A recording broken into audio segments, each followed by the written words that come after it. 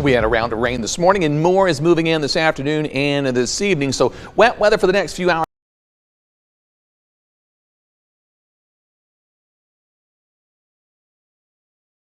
Gusts today between 30 and 40 miles per hour, quite windy across the region. As we move into the evening hours, wet weather that moves out late. The temperatures really don't move a whole lot late tonight and into tomorrow. We're basically going to hold in the 50s through the overnight hours, and it'll feel a little muggy out there tomorrow morning, but we're just not going to warm very much as we head into tomorrow afternoon. 6 News at 6 starts right now. WLNS is here for you with 6 News at 6. Polls are still open, but you do have less than 2 hours to cast your vote if you haven't already. And we have the latest updates from the polls and the watch parties happening around the state. And it is our top story tonight at 6. Thanks for joining us. I'm Sherry Jones. And I'm Siobhan Klepfer. Tonight, we have reporters in the field to bring you the latest on the most important races in the state. But we start right here in mid-Michigan for a look at how voting is going at one of the busiest polling locations in the state. Nick Simon has been following developments from Michigan State University, and he's here for you now live with how things are going. Hi, Nick. Sherry, Siobhan, I'm standing outside of the Communications Arts Building, where thousands of people are expected to cast their vote before the day is over. Enthusiasm has been high all day, but so far, the lines have been manageable. That's compared to 2022, when students had to wait into the early morning hours for the lines to die down. But this time, poll workers tell me that there haven't been any major issues. They also say that early voting has been a big help in preventing a similar rush to the polls today. But we also talked with people who tell me that they still like the pageantry of Election Day. Register to this day. If you haven't already registered, you can still register the day of the election. So I say get your vote in. I'm kind of old-fashioned that way. I like that experience of voting on Election Day, but I'm really glad they have early options for folks because life is busy and it's good that we recognize that. But I like that experience of walking on Election Day and casting and being part of the whole system. It's nice. We're going to be out covering the polls until they close tonight, and then it's back to the station to help track results. We should start expecting those in at about 8 or 9 tonight. Here for you in East Lansing, Nick Simon, 6 News. Thank you, Nick. Now, it's a tradition for both political parties to hold watch parties on election night to keep an eye on the results and to celebrate any victories together. Michigan Democrats are holding their watch party in Detroit, and our Rachel Ramsey is there. Sherry, Siobhan, we are still outside of the Motor City Casino waiting for the watch party to start. This is the Michigan Democratic Party's event, so many people here are hoping to see a win for Kamala Harris. Now, looking at more Michigan-specific elections, the race for the U.S. Senate seat is an important one. Democrats have the majority in the Senate, but depending on this election, that could change. Democrat Elissa Slotkin is hoping to snag the seat. She has been a U.S. rep since 2019 and is endorsed by Debbie Stabenow, who held that seat prior. And even more locally, the Michigan State University Board of Trustees has 2 seats up for grabs. On the Democratic side, Rebecca Bahar Cook and Thomas Stallworth are running. They are going up against 6 other candidates. And for the Michigan Supreme Court, there are 2 spots available, 1 partial 4-year term and 1 full 8-year term. We should be getting into the building very soon. You can see all of the news crews lined up at the door, ready to get inside. We'll have reaction on the presidential race along with the other races, so stay tuned tonight as we bring you the latest. Here for you in Detroit, Rachel Ramsey, 6 News. Thank you, Rachel. Meanwhile, the Republican Party's watch party is happening right now in Novi. And that's where we find Tessa Crush, who's keeping an eye on those festivities. Yes, I am here in Novi at the Republican Watch Party. We're still about an hour until the event officially begins, but people are starting to trickle in.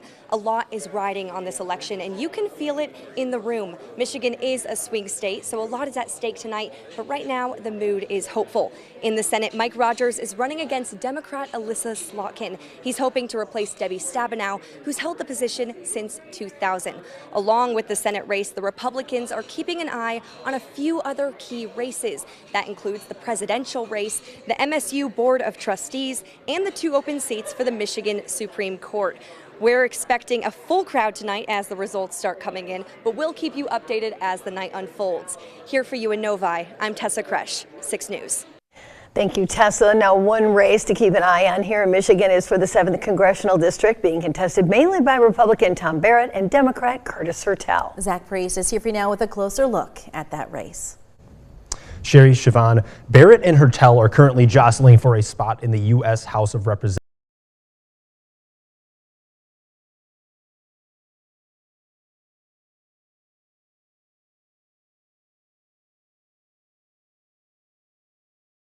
Holding a slight lead with about 47% of the vote, while Hertel sits at 44%. It is worth noting, though, that this margin is still within the 4.2% margin of error for this particular poll.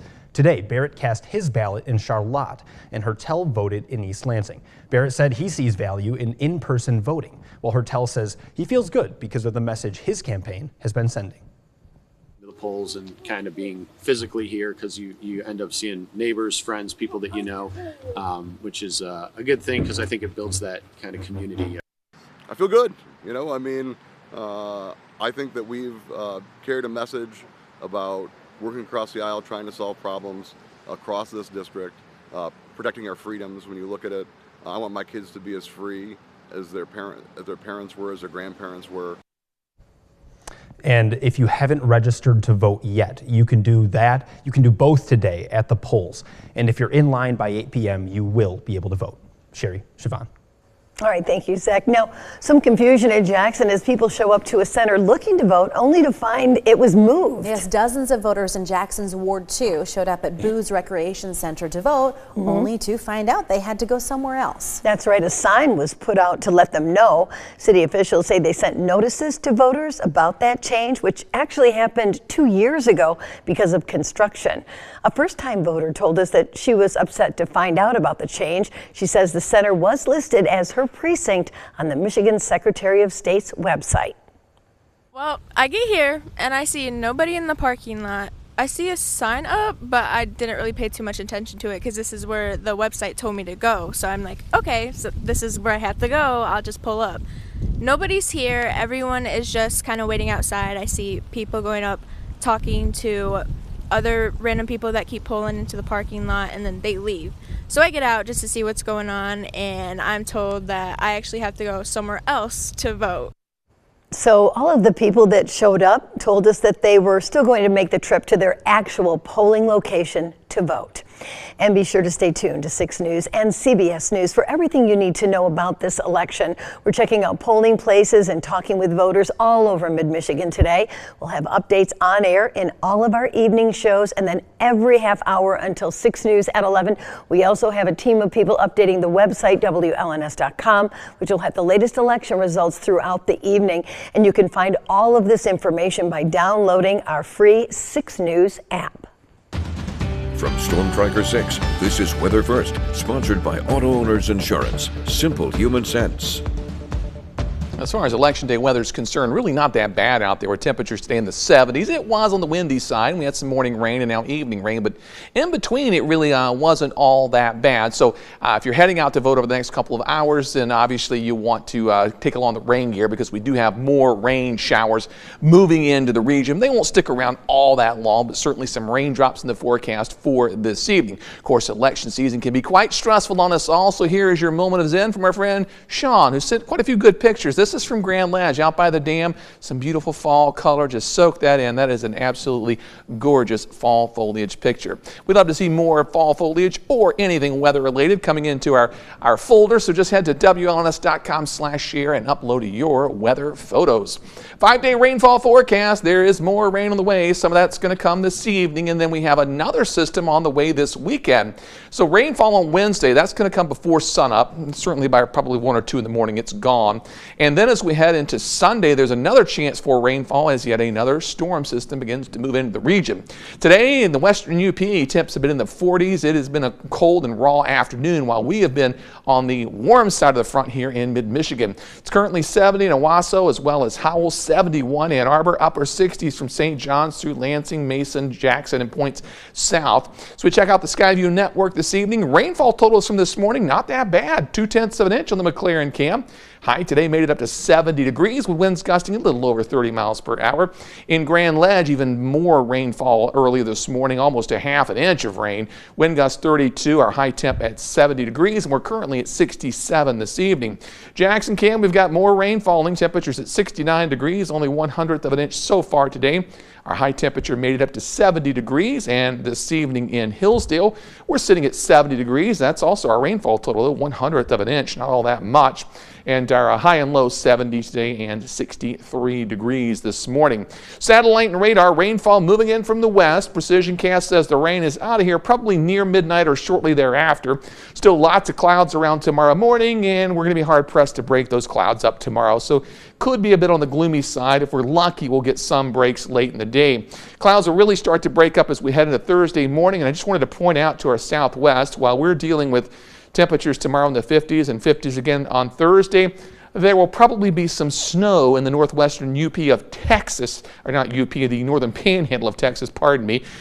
So there is some cold weather out there, but it's in the western U.S. while things are still relatively mild here. Tonight's forecast, overnight low 54 degrees as showers begin to move out. For tomorrow, 54 at 7, and we just kind of hold in the mid-50s all day. We don't really move much, so a cooler day, but not terribly cold. We'll be in the mid-50s again as we move into Thursday, but with more sunshine, that'll feel nice. Over the weekend, rain returns Saturday evening into Sunday, highs low 60s on Sunday. And then next week, there's a cooling trend. Highs in the mid-50s by next Thursday, some rain showers, lower 50s by next Saturday, but by next Saturday, our average high is 48 degrees. So it's still going to be above average. I know, the big cool downs, we can't even get back to average. You know, I don't see any like 32, 31, like freezing temperatures for the overnight lows. Not bad. No, I mean, even the overnight lows have been quite mild. Again, the western U.S. is seeing, colder than normal temperatures, but not coming here anytime soon. No, pretty mild. Mm-hmm. And all things, considered for an election day, it's really warm. It's, cloudy and right. a little rain, but hey, when it's warm, it's doable for sure. Driving weather has it's been fine. It's been great. Absolutely. And remember, the polls are open until 8 o'clock tonight. Yes. Well, 2 people have been convicted in a local homicide case from a year ago. We'll update you on that next. Thanks for watching 6 News at 6.